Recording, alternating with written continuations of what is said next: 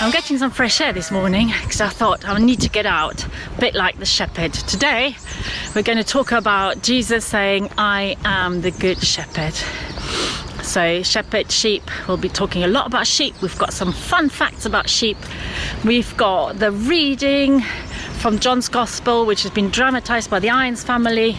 We've got the story of the Good Shepherd counting his sheep, which has been performed beautifully by the Becks. Thank you, the Becks. And then, because it is a lot about losing and finding, we thought we'd also include the story of the lost son, which has been beautifully told and explained by the Cole family. We've also got the Cole family introducing themselves in all the detail, because if you've heard Chris last week, well, Chris has got a whole army behind him, and it's really important to know these guys who are making up the Cole family. And we've got song, so amazing program, but also get some fresh air today.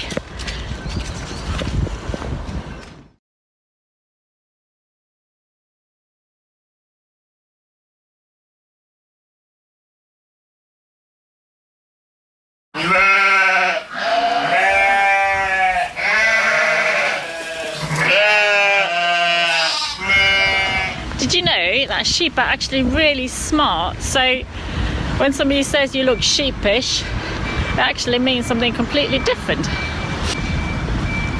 Did you know that there are over 1,000 different types of sheep?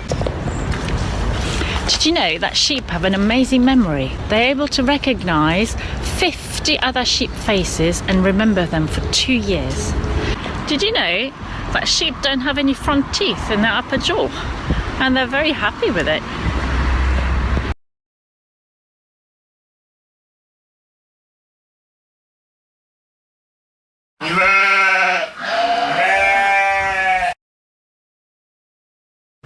Here is a farmer.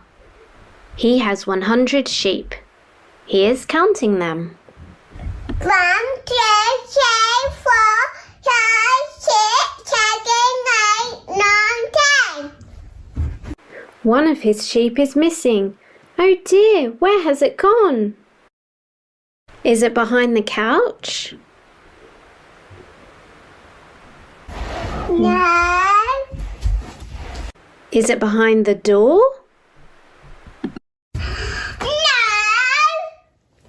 Is it under the table?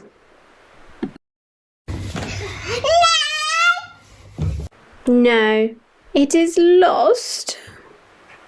All day the farmer looks for his sheep. He does not give up. At last the farmer sees his sheep. It has fallen in the river. The farmer dives into the water. He rescues the sheep. Hooray! The farmer has found his sheep. Let's have a party!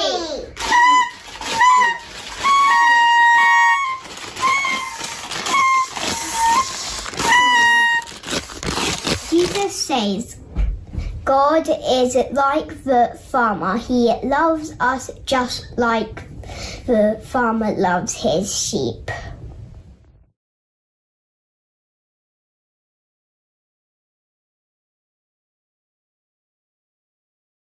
Lucy, what was your favourite bit about the story we just did?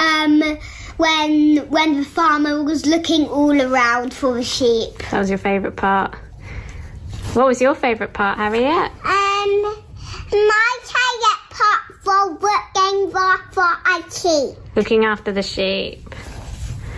And what do you think Jesus thinks about the lost sheep? She did kill sad. He felt sad because it was missing. But then how do you think Jesus felt, or how do you think the farmer felt when the sheep was found? Happy. Happy.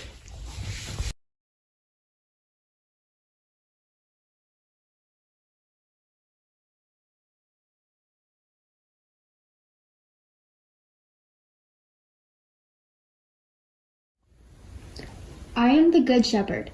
The good shepherd lays down his life for the sheep. The hired hand is not the shepherd who owns the sheep.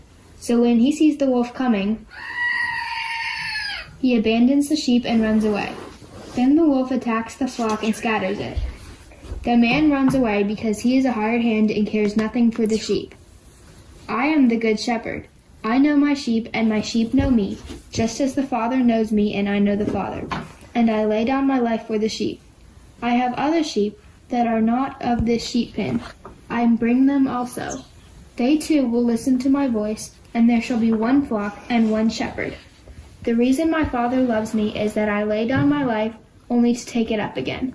No one takes it from me, but I lay it down of my own accord. I have authority to lay it down and authority to take it up again. This command I received from my Father. Jack, what was your favorite part of the story? Well, I think it was just really funny and dramatic when the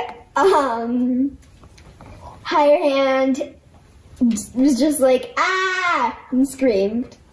And Jack, how do you think the hired hand felt about the sheep? I mean, he just screamed and run away. And even in the passage, he said he didn't care about them. So I think he didn't really care about them. He just wanted the money. Hey Caleb, what do you think we're supposed to learn about God from that passage? Well, I think that we are supposed to know that God is the good shepherd. He cares about us, and instead of running away, when things are threatening us, he will come and he will lay down his life for us. Caleb, the story mentions other sheep that are not from the same flock. What do you think the Bible's talking about there? Well, I think that the Bible is talking about people who maybe don't believe in God and Jesus, that he will still love them and hope that they will also get to know him. We are going to teach you a new song, and it's called I'm All Wrapped Up, Tied Up, Tangled Up in God.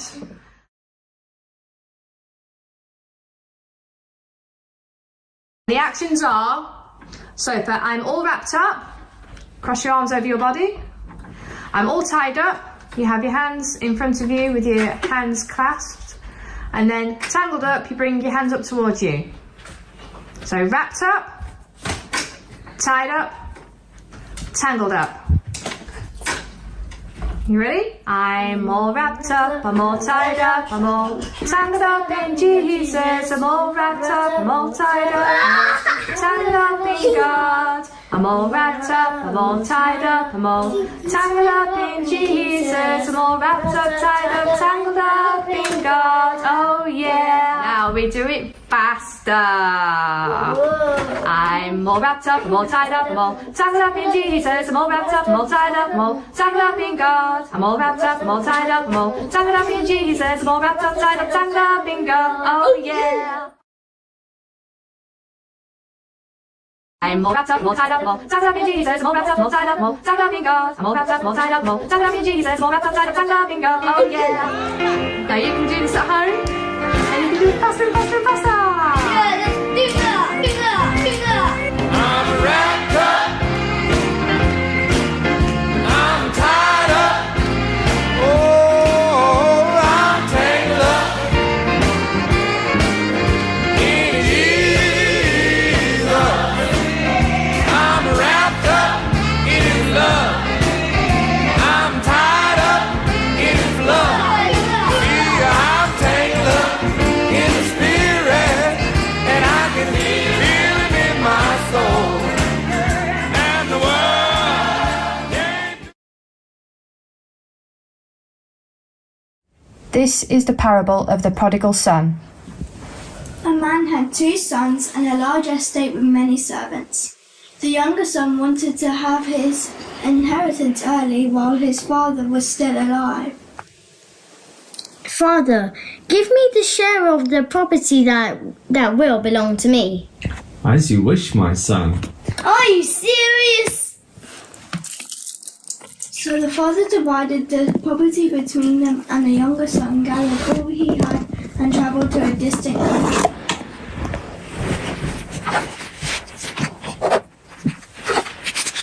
In the distant country, the younger son squandered his property and spent everything his father had given to him.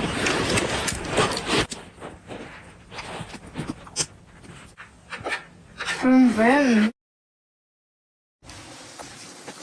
After he had spent everything, he went and hired himself out to a farmer. Hello there. Do you have any work for me? Yes, I need someone to go out into my fields and tend to my pigs. You must feed them, but you may not eat any of their food. Yes, sir.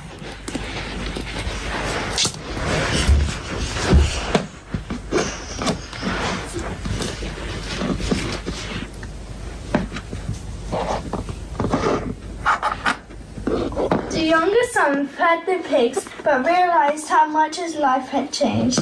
He would have gladly filled himself with the food that he fed to the pigs. How many of my father's hired hands have enough food to spare? But here I am dying of hunger. I will go home and say to my father, Father, I have sinned against heaven and against you. I am no longer worthy to be called your son. Treat me like one of your hired hands. So the younger son left the farm to head home to his father.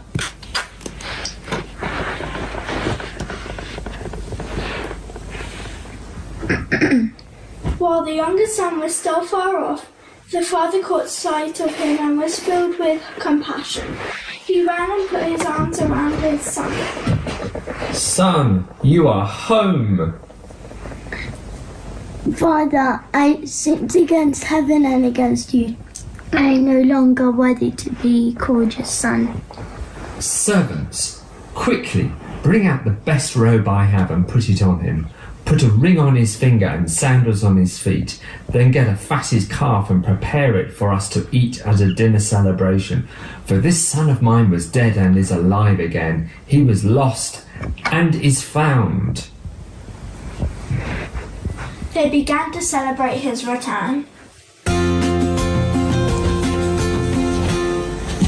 Now the older son was in the field at work.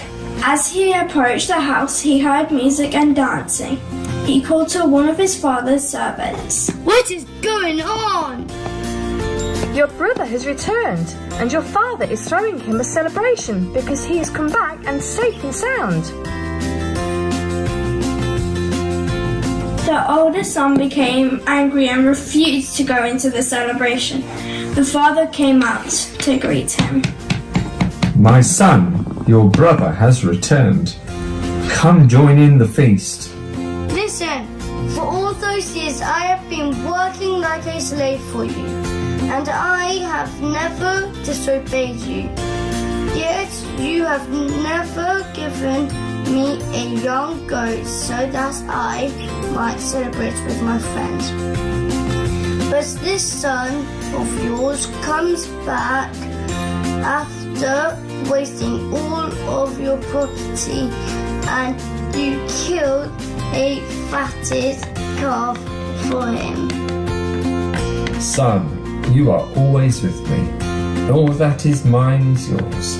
But we had to celebrate and rejoice because this brother of yours was dead and has come back to life. He was lost and has been found.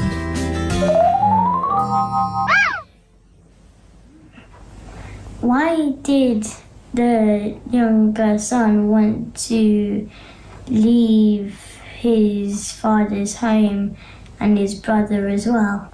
That's a good question, Olivia. On the face of it, it looked like his son had everything. He had a job, he worked for his father, he had food and clothes and money.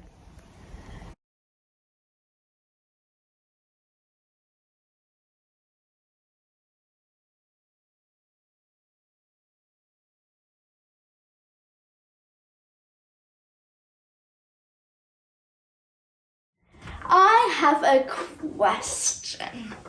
So, why didn't the older son even celebrate with his father that his younger son had come home? The younger son was not in the celebrations because he thought it wasn't fair. At the end of the day, he was the one that stayed behind and helped his father. His younger brother went off and he spent all this money. The older brother thought, do you know what? I'm too good for all this. I'm the one that should be celebrated because I stayed home. But that is not the way that it works. The father was so pleased that the younger brother had come back. He was a son that had gone away. He thought his son was dead. But no, he came back and he was alive, and that had to be celebrated. The story Jesus told shows that God's love and his grace is not just for those that are good all the time, but it is for those that turn back to God when they have not been so good.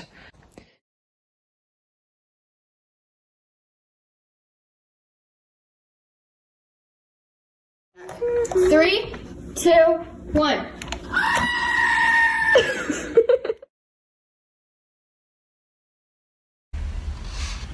I wonder how many of you remember last week's challenge to connect with God as you switch on your computer to go to your homeschooling.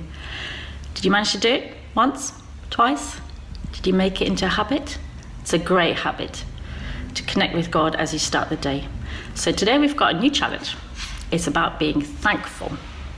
So Bear Grylls, in his amazing book, he's got a verse for us today, and it says, "Give thanks in all circumstances, for this is God's will for you." So that's the challenge for today. Be thankful. Choose to be thankful and to be full of gratitude in your heart, and make it into a discipline. Make it into something that you do every day as you start the day. Say thank you for 5 things. Go well.